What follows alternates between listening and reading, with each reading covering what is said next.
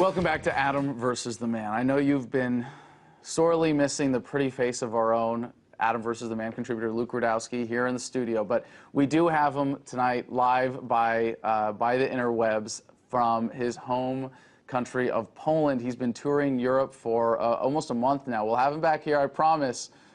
You better live up to this one, Luke. Within a couple of weeks, he'll be back here in studio taking on the powers that be in Washington, D.C., but he's learned a lot from his travels in Europe, and I can't even pronounce the town you're in right now. Is that Gdynia Sopot, Poland, Luke? Gdańsk, Poland. Cześć, kolego, jak tam wszystko u ciebie? Yeah, obviously. Anyways, but thanks. All right. Well, I'm glad that you're getting some time on this tour when you're doing a lot of really good work and putting together a lot of great packages and reporting for our show. And we've got a few more of those coming up during the week, including one from Amsterdam we're very much looking forward to.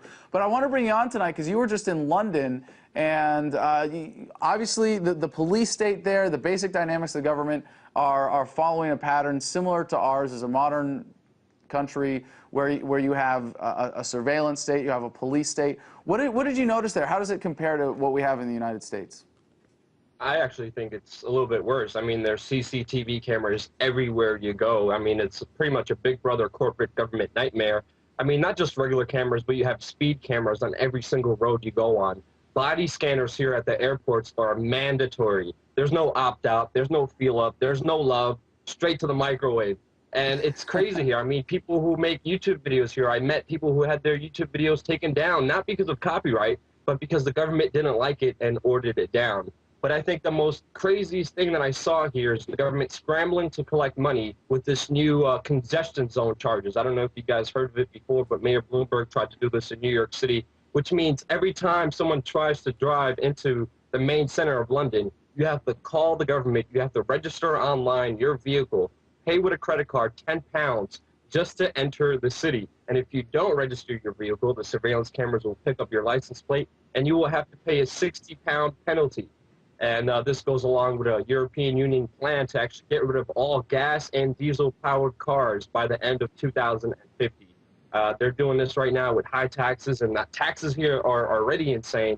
I mean, you even have to pay to pee and poop here. It's horrible. It sounds like this tax, this entry tax to the city sounds like a really good way to kill tourism, and I mean just commerce in general. You add that artificial line around a city and say it's going to cost you that much more to do business inside. People are just going to be doing business right outside of that barrier. Here in the United States, it feels like the leech that is government on the free market, on the productive sector of the economy, is growing in size, and we're kind of lumbering along, and people are staggering now, or rather the economy as a whole is staggering under the weight of government, and we see unemployment on the rise, and you know, all sorts of other problems with poverty as a result. Do you get the same sense of things? Are people getting that same kind of awareness as they see the financial crisis playing out in Europe and in London, that these systems that impose hardships on us are really leeches that are holding us back? Or is there a sense of that in London? I mean, there's a lot of people pissed off, not just in London, but in pretty much all the countries that I've been to. People are having a hard time just to live and to survive.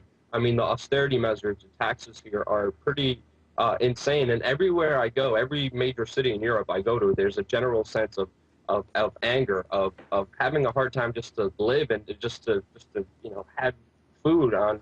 Okay, so when people are facing that kind of hardships, I'm seeing a lot of the protests in London, and it looks like, and some people are saying what's happening in Greece isn't what it seems with the protests, that it's people demanding that the government not exploit them, not just begging for handouts. But I see a lot of these protests in London are begging for better handouts for government workers and for students and for everybody else. I mean, is there a growing awareness there that maybe we should be not begging for more things from the government, giving them the power to redistribute wealth?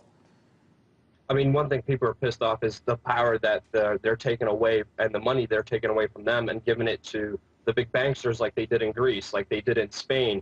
And that's what they're mainly pissed off about. I mean, I think people are slowly waking up. Very few people know what a republic is here.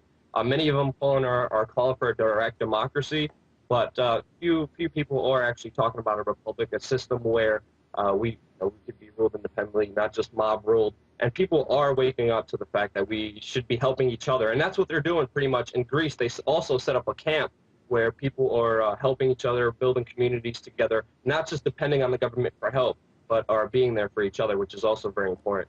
Well, I hate to break it to you, Luke, but most people back here don't even know what we celebrate on Independence Day, let alone what a republic is. But we can't wait to have you back. Look forward to hearing more from your adventures abroad, Luke. Our own, very own Adam versus the Man contributor, Luke Rudkowski, join us from Poland tonight. Thank you very much, Luke.